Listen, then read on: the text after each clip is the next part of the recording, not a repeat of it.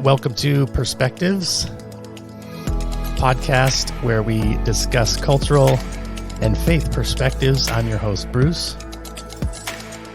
Thank you for joining us. Today we have a guest, a good friend, and someone that actually is from a country that's on the news a lot at the moment, and that is the country of Russia. David has been a friend for several years. We met him. Actually, we'll talk about that in just a minute. I want to back up and just introduce David. Welcome to the podcast. Thank you, Bruce. Thank you very much. So take us through a little bit of your history. You've been in Russia now for quite a few years, but you're actually from Switzerland. I'd love for our audience to hear a little bit of your story. So take us back to your childhood and life in Switzerland. Yes. So I was born in the most beautiful city of Switzerland, in Lucerne. If you ever get a chance, just beautiful to visit. After the death of my mother, my father, he remarried, and we moved to the northeast of Switzerland, very close to the border of Germany. My childhood was, except of course of the death of my mother and a few other unhappy things, quite a normal childhood, I would say.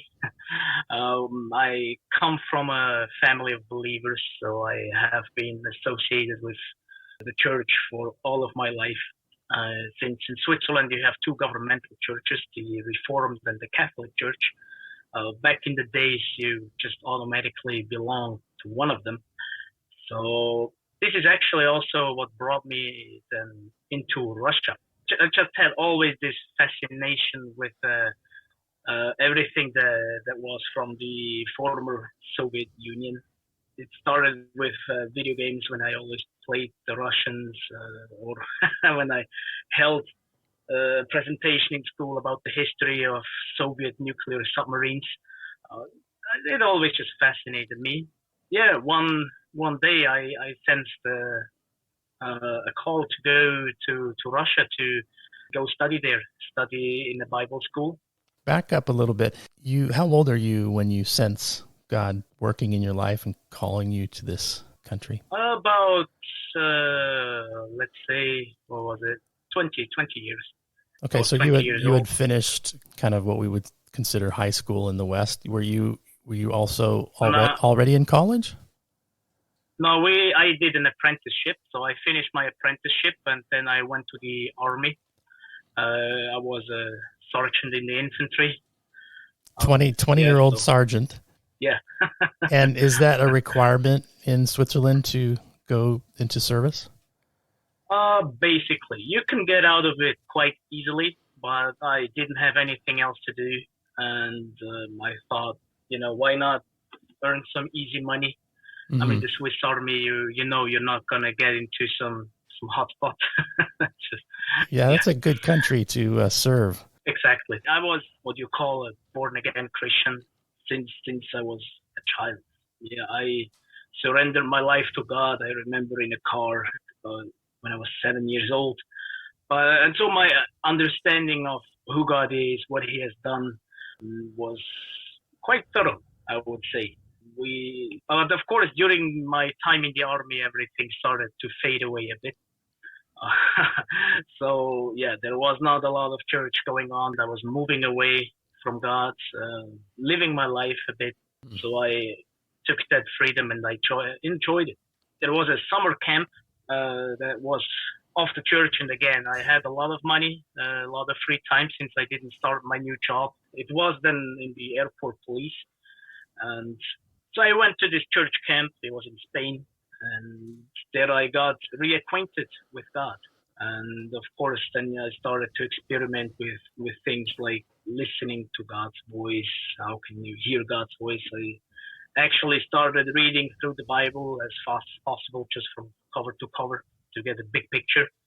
And yeah, it was the process that brought me then to Russia, this call.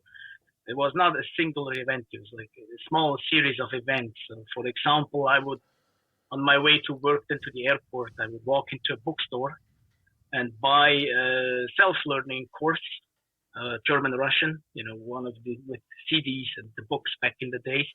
And I walked out of the store and I was just thinking, what have I done? I've just spent 120 Swiss francs on the language course that I actually did not plan to start using at all.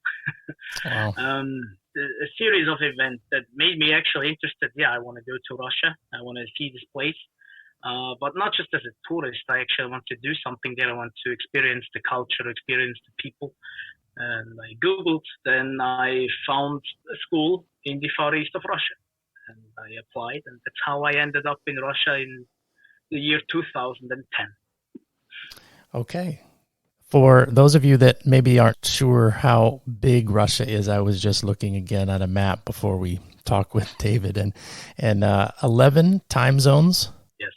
And it's massive. And so you decide, I'm not just going to dip my toe, maybe go visit Moscow or some bordering, eastern city like St. Petersburg. You go all the way over. It's close to, it borders Japan and Asia, essentially. Everybody said the same, that, Moscow and St. Petersburg, they're great cities. They're beautiful, but they're not Russia. Russia is different.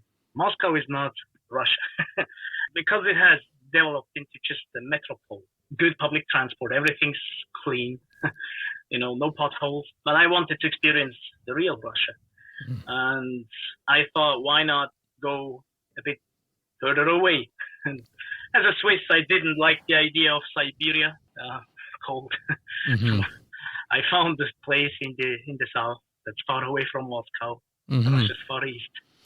Yeah, and Russia also, beyond just being geographically huge, is so diverse.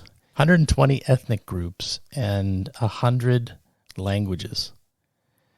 And we think of, like you're saying, like there's some classical cities, Moscow, St. Petersburg, all these other people groups that have been there for centuries and centuries, that have unique culture, unique ways of seeing the world.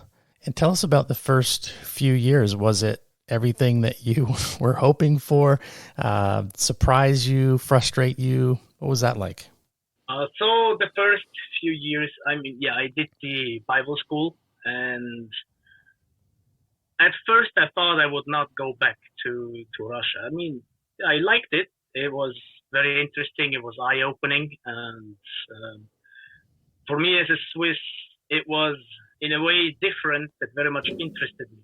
Since in Switzerland, everything's, is in neat little boxes, quality boxes, yes, but everything's very structured. Everything is planned through. Yes, and Russia is just the exact opposite. And there was a scene when I just arrived in St. Petersburg, and I just had a transfer there, and some guys were switching out the sign, and literally one guy stood on the roof of the terminal, held the other one on his legs, and this guy was hanging head down and switching out the sign. And in Switzerland, you get a fine when you were without a helmet on a construction site. So yeah, I liked it. I'm a freedom kind of liking guy. But I stayed in touch with one of the girls that I've met in the school. Oh, the girls! Here comes the girls. Here comes the hook. Here comes the hook, and she unsurprisingly became my wife. And we actually started to date in Ukraine in 2011 in the city of Ternopil. And Ukraine for us has ever since a very special place in our hearts. I moved back to Switzerland to pack my things in 2011, so I was there for 4 months. And then I moved in September 2011. Moved. I went to Russia forever.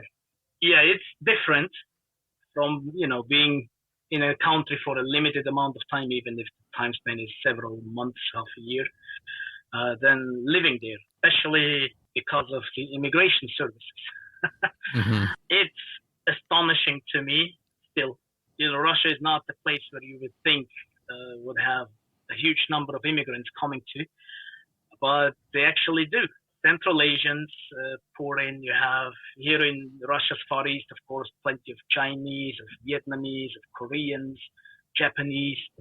And I was very surprised about the amount of people, immigrants, and also of sort of state the system was in, which of course made everything immigration related just very painful. And this created this, for a long time, this sense that I grew accustomed to the nation, to the culture. I studied the language. After a few years, I spoke Russian fluently. So I started to build relationships, just built a life. And I liked that part a lot. But then the opposite end, you have every year you need to go to the immigration services. They don't want anybody without money in the nation. They don't want to spend their own money on immigrants. So you need to prove that you have a job or at least a certain amount of money. And it was frustrating because a single stamp, I would use a month of my time. Just several days a week, I would be at the office waiting in lines, trying to get my stamp. For the privilege of living in Russia. Exactly. It sounds insane. And that's how I felt. But this created this dissonance, basically, that all the times when I had to go to the immigration office, I was thinking, why am I doing this, right? Why am I here? I could go back to Switzerland, live a happy life without potholes, without immigration services. Your family starts to grow. Yes. In 2015, our first daughter, Maya, was born, and she is the most stubborn, the most beautiful girl that you have ever seen. At the time, then, there was a campaign happening. People from Belarus traveling by bicycle through Belarus and all of Russia. The idea to popularize adoption. My wife, Masha, she said that I want to adopt at some point. And for me, as a guy, I never thought about it. But I wasn't opposed to the idea. Just thought, well, if the time comes, when the time comes, we'll have a look at it. In 2015, and we've decided, okay, yeah, we want to adopt too. We have one child. Let's move forward. Actually, one of our acquaintances was, and she explained that to us that Masha can adopt, but me, I'm not allowed. I cannot adopt any Russian child. That was a bit of a blow. So, but we still decided, okay, let's go ahead. At least Masha can adopt, and we would figure something out. Somehow, I can adopt a child too. And just at the time where we finished Masha's documents, the gathering of her documents, we got pregnant the second time with Benjamin. We went on with the process, and we knew it was going to be challenging. And in 2016, we adopted Paul. Yeah, he was born premature at a bit over 6 months. And when they presented him first to us, they said he's blind and he doesn't react to anything, basically, not to sound, not to movement, not to visual stimulation. I was thinking, oh, no, probably not. Because, we have a small child, another one on the way, and, and a blind child in Russia, which is not very friendly towards people with disabilities. I just thought, no. My wife, she remembered what they told us in the evening courses that we needed to take in order to be allowed to adopt. And there they said, just look at the child. Don't let anybody tell you anything. Physically look at the child and then decide. And they brought him in. He's seen us and he smiled. So obviously he can see. Obviously he has a certain level of interaction. And then we've adopted him. Well, Masha adopted him. How many kids you have now? Now we have 4. So you have 2 by birth and 2 adopted. Is that right? Yes. In the process, Masha found his his biological mother, and also another little boy that looked quite similar to Paul. We figured out through neighbors and shopkeepers in that village that not a very good place to grow up. So we knew sooner or later this boy is going to end up in the system. We had people there who told us right away that, okay, he's there. If you're still interested, we can get him into your family, and that's what we did. You have a lot of energy flowing through Not anymore. Not anymore. No, among the kids, there's a lot of energy. If you can if you can harness that energy into something productive. Thank you for sharing that journey. I know that that was a big part of your family's story, history, testimony. Inside the country, there are so many different stories, so many different people. And as much as our media want to label and call everyone by the same color, there are very real people inside Russia that are, I would say, one, opposed to what's taking place, two, oblivious to what's really taking place, three, maybe brainwashed, like we all can be from our different perspectives and places where we get our news and we buy the narratives. From your perspective as a foreigner who is also now, you actually are a citizen as well, a dual citizen. You were able to break through the bureaucracy and get your Russian citizenship as well. How did you see this all unfolding, and then those around you as well? What were the perspectives early on? So, as you know, and people who listen to your podcast and those who have not been oblivious to the news, there has been a massive troop build-up since fall 21. And obviously, people in Russia knew, especially in the western border regions, but it was also in the news, but more of just, we're doing training exercises. And since it hasn't been the first time that, troops have been amassed at the Ukrainian border, massive amounts of tanks, planes, helicopters, everything. So nobody here was really worried. There have been some signs that something serious would be coming. For example, Putin publishing his article on the unity of the Russian and Ukrainian people and lands. Most people I know that were a bit interested in politics, they've read it. I've read it too, and it was a bit alarming. You're a history buff, so you just finished your degree in history. I don't want to go off too far into history, but as I read it as well, that piece was very important. And I think was mostly overlooked by the West, because if you knew anything about history, a rewriting, not falsifying, but piecing together a narrative that would suit action that was about to come.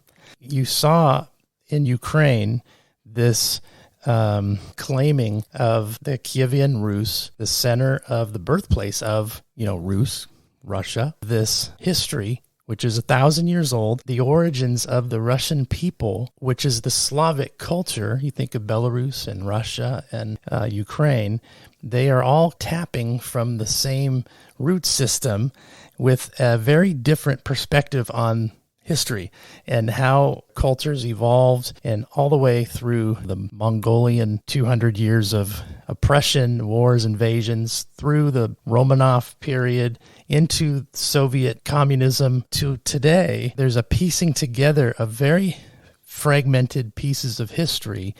And what I find interesting, and I didn't mean to go off on this tangent, but we enjoy talking about these things, is that the dominant systems in any power structure always get to write the history. You have this history of violence, of expansionism, of dictatorship, at times flowering seeds of democracy. And if we don't understand our history, we're going to repeat it. And if we do understand the history, we're able to read a piece like Putin put out and say, whoa, okay, that's an interesting take.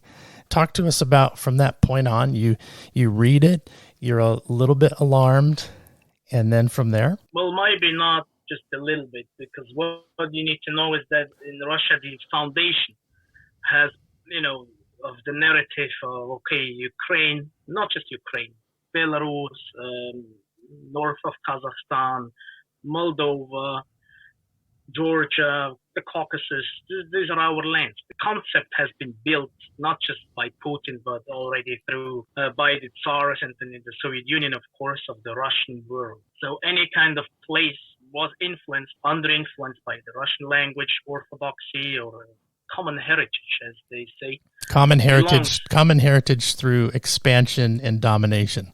Through anything.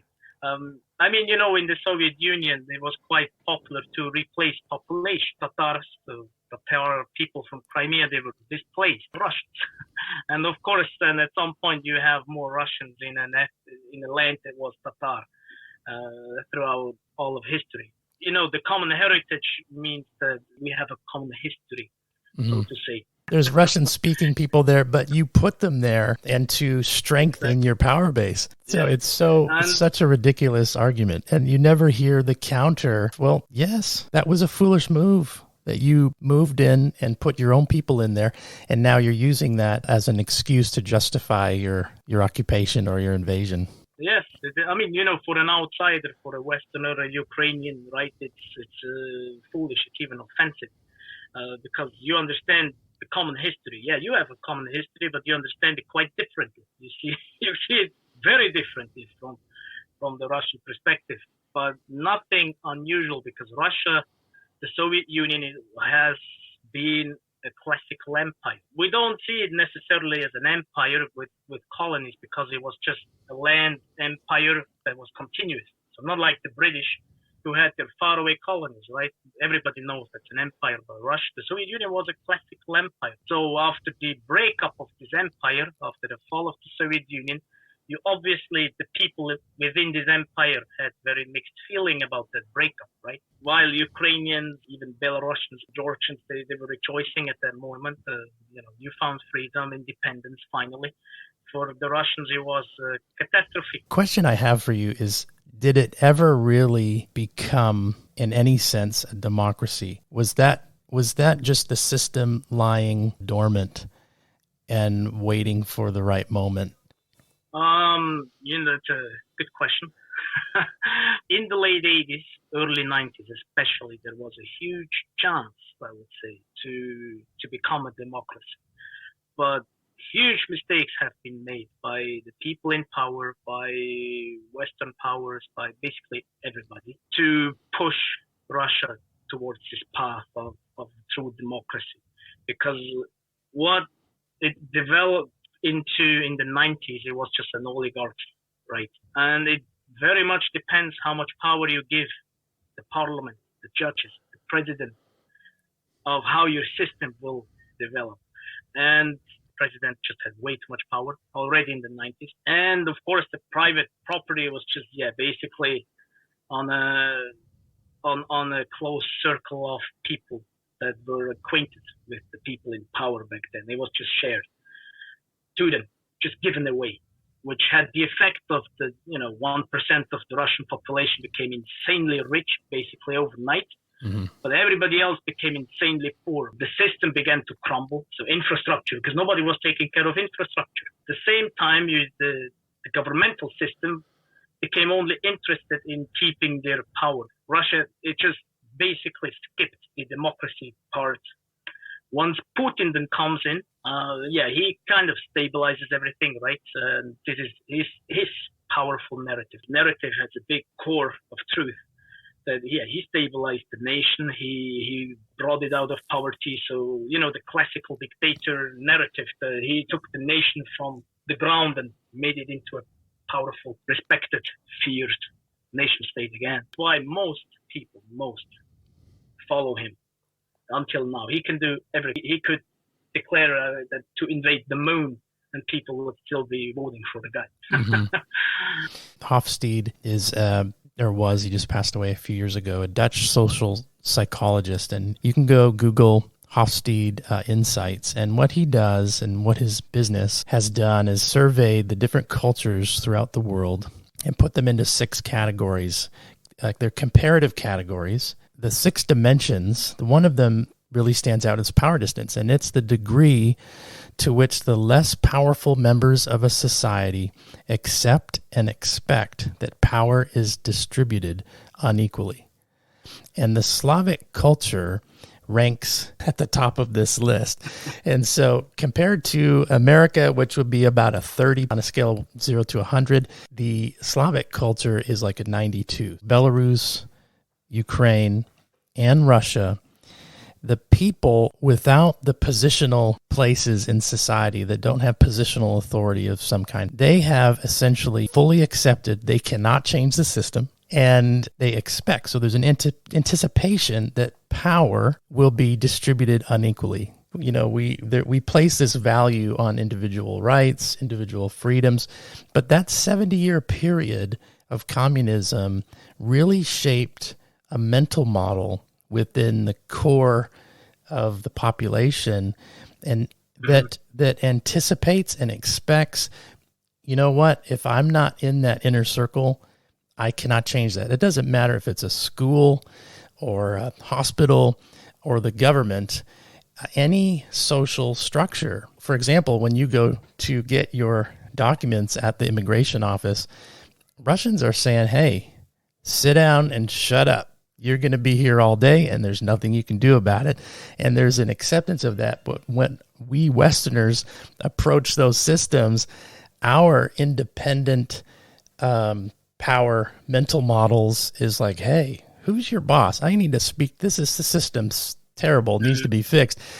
But I share that because I think it's foolish of the West to think that after 70 years of this shaping, and it goes back even further than that, but this idea that those in power are essentially untouchable, and that it takes a very, very brave, unique person to stand up and to actually resist and to confront or to protest, because number one, you are going to face the mob reaction of those around you that for the most part, they support and they just are good with the status quo. And number two, you are going to suffer. You can see these generational divides. You can see a divide that goes through urban and rural populations. And it's not, it's shown by official Russian statistics. The same that say that 70 to 80% of the Russians support the military operation or war, as it's in reality. Yeah, you have this divide. The thing is, the older generations are say probably 40 and above, predominantly support Putin, supports the war. People in villages support Putin and the war, and the poor. So you can say the more wealthy, urban, young person is, the more immune he is to the governmental narrative. Yeah, it has to do with what you said, that 70 years you were planted into this system of where your individual choice matters nothing, and the difference here between Russia and Ukraine. So, I mean, I have been to Ukraine several times more for many months at the time. And it was very interesting to see the difference between Ukrainian society and the Russian society. And the difference was that in Russia, during the 2000s, Putin and his associates, they were now in power trying to protect the money. They depoliticized society even further. In the late 80s, early 90s, certain amount of the population that grew up interested in actually building politics, in moving towards democracy, free markets, and so on. But the goal was to make people as least interested in politics as possible. And so in Russia, you had a system developed, which basically meant that, okay, we provide you material wealth, basically, not huge amounts, but out of poverty. You will not be in poverty. You will have an apartment, enough food. You can buy a new TV, new car, and go to holidays. But in exchange, we want you to stay out of what we do. And because of the growing oil exports and just oil prices, this worked perfectly. Because people, they got more comfort, and they've realized, actually, okay, we had this democracy, basically, like hashtag, kind of what do we have to call it? Mm-hmm. And things were horrible. But then Putin came and he limited our rights, our freedoms already. But we actually live better. So we don't need this democracy at all. It's bad for us as a nation. And this didn't happen in Ukraine. So while Russia had this little bump of like hope of freedom, I would say, hope of democracy, hope of fair institutions, and then regressed quite quickly back into authoritarianism. And in Ukraine, it was an up and down, as probably everybody knows, but you had steady progress. I sensed this difference when I was in Ukraine, that people had a larger interest in local politics, for example, and in just going out and marching for something. That they actually could bring change. The change was possible. Yeah. You saw that a Ukrainian people begin to take steps, like you're saying, getting into politics. There's more transparency. There's still a lot of things that are not healthy in terms of economics and politics and whatnot, but the system is cracking the old Soviet model. There's reforms, technology, investments, companies coming in. There's hope emerging. And I think that is what strikes fear into those that are abusing these power structures. The power is actually divesting to the people. So when people are starting to say, hey, I can make a difference, my idea can produce a new business. I can get out of this cycle of poverty. Maybe I can run for government and I can bring my values to the table. That, in essence, is what motivates the war and the occupation, is that Russia can't have a flourishing Slavic people on its doorstep. The other day we were speaking, and you talked about arguing with folks or talking with folks about anything political. If they're watching Pervy channel, it's like you're speaking to a wall. Talk to us about trying to just have a conversation about other perspectives with folks within Russia right now.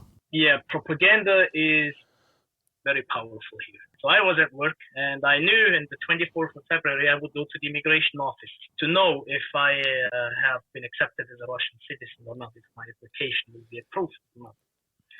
So I am at work. I work at this international school as an English teacher, and at lunch, my phone starts to go off, pop up news or whatever, Ukraine is being bombed. And I was just sitting there in shock, just like, this is insane. And I look around and everybody's having their lunch, just happy, and nobody knows anything. And I was actually glad that I only had one more lesson after lunch and I could get out of the school, because it was surreal. That I knew, okay, now, I have friends in Ukraine for 10 years, right? And so I go on my merry way to the immigration office while the war started. And I wait in line a bit. It wasn't a big line, luckily. And of course, I knew them already, you see each other several times a year. And they proclaim happily that, yeah, you made it, you've done it, you're a Russian citizen. I got out of the office. They didn't know anything. They didn't know. So I'm sitting there and pondering. And for me, it was clear war was coming as soon as, the republics were getting recognized by Russia. It wasn't completely unexpected news. I knew war will be coming. But still, I was shocked. I went again into social media, and now the Russians were there. And what you could see on social media, everything was anti-war, right? I have made a post there too, and I've scrolled through the feed, and I was like, praise God that the people are not idiots. There was no message of support for what was happening. For the first few days, you have a lot of opposition in Russian media. 2 days. 2 days. 2 days. It took 2 days for the governmental narrative to take place. Propaganda, it was just, it was going on as usual. It was this low burn cooking thing, but nothing that would indicate that, okay, we're going to get into something big. And this, I think that's why it took 2 days before the people got into the narrative. We're there to defeat the Nazis. Where have you been 8 years? I don't know if you know about this. We're defending the independent republics of Luhansk and Donetsk from the ongoing genocide during the past 8 years. And after 2 days, everybody on Facebook came out with, where have you been the past 8 years? With, and then of course the Zs and the V started to appear everywhere. And it's Russia. I am now a member of the last oppositional party against the war. And so I have plenty of talks with people. And, the first time, where have you been these 8 years? So you say no to war. Where have you been? The war was going on already. And I was saying, well, number one, I was already back in 2014 opposing the war when you sent the troops. And the second is, where have you been 8 years? You believe it's a genocide, right? I believe it's a proxy war by Russia, maybe. At least they try to present it as a proxy war. Russians have been there. Russian tanks have been there. But it wasn't like the Ukrainians were killing those 14,000 people. Mm-hmm. Right? It was a war. Both sides were having... And that's classical Russian, they instigate, create the problem, and then they come and solve the problem. So we invaded, we caused the war in the East, and now we're going to fix it. We've got to go. We have to come in and save you. We want to know more practically what it's like right now inside the country. But in March, they came out with the criminal code. I'm just going to read it here. To prevent the discrediting of the special forces during their operations, to protect the interests of the Russian people. I thought it was a funny play on words. We're going to prevent you from speaking against the people that are working on your interest to protect you. And so you technically are not allowed to share. Are they speaking about the war? Do they even care anymore? It does carry a sentence of 10 years if you're found guilty of speaking about the war, in their words, discrediting what's happening. Depends on the person. So if the person is interested in politics, the war is very much present. And the atmosphere has changed, right? It is like an atmosphere of doom, basically, of gloom. Because people know it won't end well. It will not end well. The government, their narrative is up and running hot. But the simple fact that you can get into prison for 15 years for calling the war war, people subconsciously, they're not idiots. They know that they're prevented from getting to know the truth. Did the people, when social media was shut down, you had filtering of Twitter and Facebook. Talk to us about the reaction. You'd think that would cause a major uproar, but it doesn't seem like it has. No, because the Russian mindset, and this is actually something I love about it, we have so many stupid laws, even before the invasion. And Russians stopped caring. If there is a stupid law, it will be ignored. So young people, me, I include myself here in the... You still think you're young? Yeah, of course. Okay. So you just get a VPN, right? And your VPN is blocked. Okay, you get another VPN. But other people, those who took the governmental narrative serious and who believe that Instagram and Facebook are a platform for hating Russians, that's why they got blocked officially, right? They believe it. So we have close family members, they're not on Instagram, not on Facebook anymore, because they believe as soon as they would enter Facebook, they would receive messages, death threats, and then speech and whatnot against them. There is a 20%, I would say, who are against the war, just unconditionally, for whatever reason. And you have 30% who are strong supporters of Putin. Those are the official numbers, not mine. And of course, you need to take those numbers with a grain of salt, since they're coming from an authoritarian regime. But this has been my experience, basically. You have half of the population who are depoliticized. They don't care. So especially here in the Far East, war is far away, right? You're closer to the war when you're living in Portugal than when you're living where I live. And life goes on as usual. So you had this month, 2 months, 3 months where everybody was like, what is happening? And trying to escape if you're liberal. But most people, they try to ignore it. And, social media is a crazy thing. You can see everything on there. So you had this period, where everybody was in politics, basically. And because it's our nation, it took a little bit longer for the people to start ignoring. Right? Usually you have this week or two and then the whole fad blows away. But right now, everything is back to usual, right? So people are going on holidays. They post their food on Facebook. They live their lives, basically. Can you talk to us about just any practical implications of the sanctions from just a regular day in the life of a Far East, at least, Russian citizen? So again, it depends very much on the person. As soon as you had anything to do with outside of Russia, so if you've worked for a banking business, transport business, logistics, we're in the Far East, very connected with Asia, with Japan and Korea, especially China. As soon as you've had anything to do with them, your life is impacted. But if you live somewhere in a village, and I mean Russian village, right? Your outhouse is still an outhouse, just a hole in the ground. You feel nothing. You survived before by planting potatoes in your yard, and you survive right now by planting potatoes in your yard. It doesn't matter for you if you know if you can't get a Coca-Cola anymore, or if it has been more expensive, or right now Coca-Cola bottles start appearing in other languages. The wrapping paper is in like Uzbek or Azerbaijani, because parallel imports, right? No more Coca-Cola, but Coca-Cola still is available. We come back to the divide between rural and urban population, between young and old. And I had hour-long discussions about this with various people, and they say, it's another part of the Russian narrative. We are used to suffering. Like, you can't bring us to our knees. Like, we've endured harder. We don't bother about your sanctions. Well, two generations have grown up since the end of the Soviet Union, right? You have now two generations of people actually, who in their entire life have not seen another president than Putin. They know nothing of enduring the 90s, right? Right now, it's just right now the stocks are not depleted yet, right? But once the stocks are gone, and what actually works way more than Western sanctions is the Chinese moving out silently.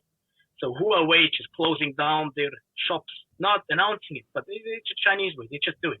They don't announce it. Nobody knows. But at some point, you want to get a new Huawei phone, you can.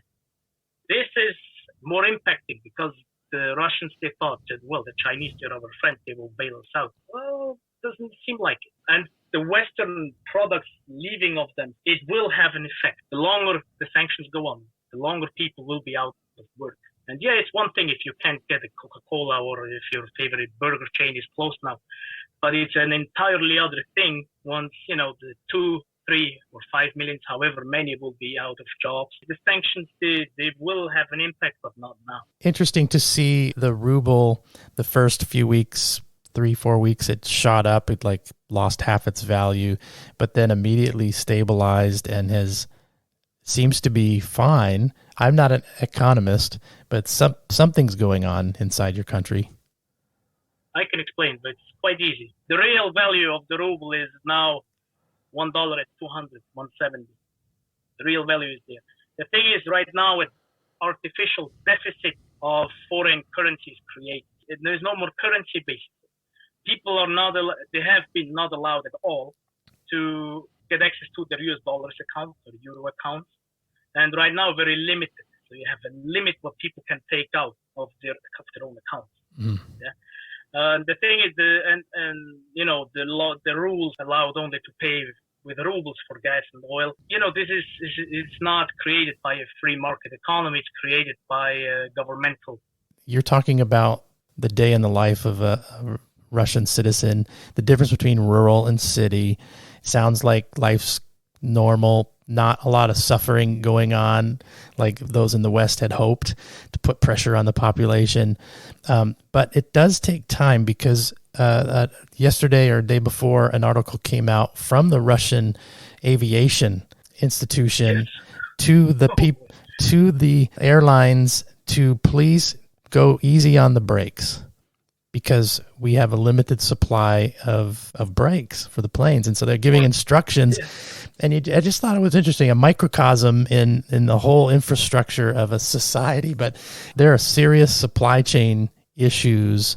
And it seems like the longer this goes on, it might take years, but eventually things are just potentially going to stop working. Yes, especially, as I said, aviation. And we have such a huge nation. We are depending on aviation.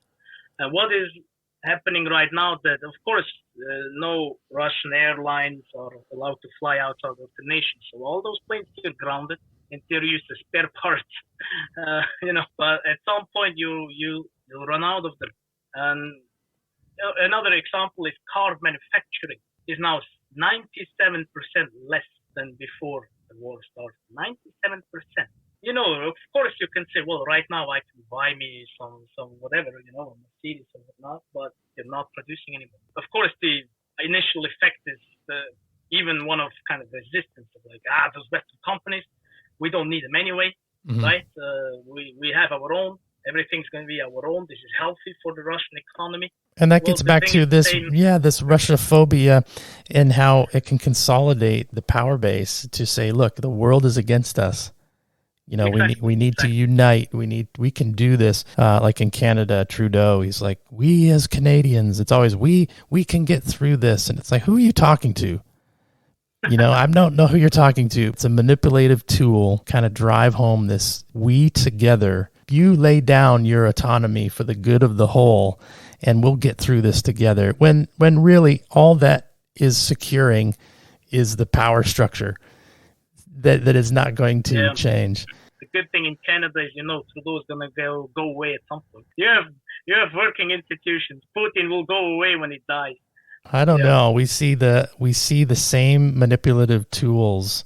Thinking of just like the convoy in Canada, and where people try to stand up and they're just demonized and labeled, and their bank accounts are seized. These are dictatorship tools to keep people, like you said, you've got government subsidies. As long as you've got a place to live and some food, let us do we've got this for you. Relax. And as soon as a people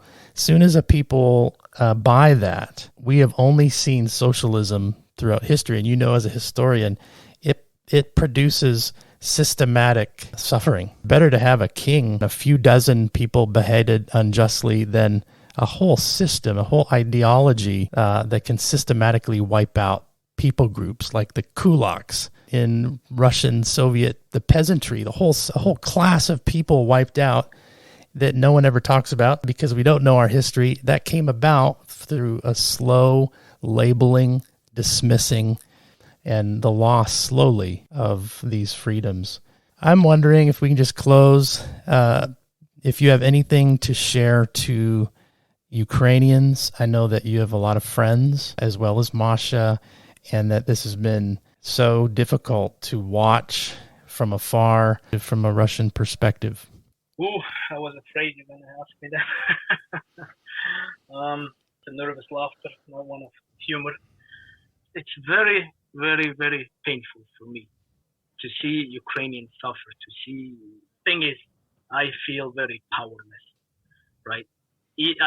I've got citizenship on the 24th, and about a week later I applied to get into the opposition party. I know I'm not going to change anything from within. Nobody will be able to change anything from within right now.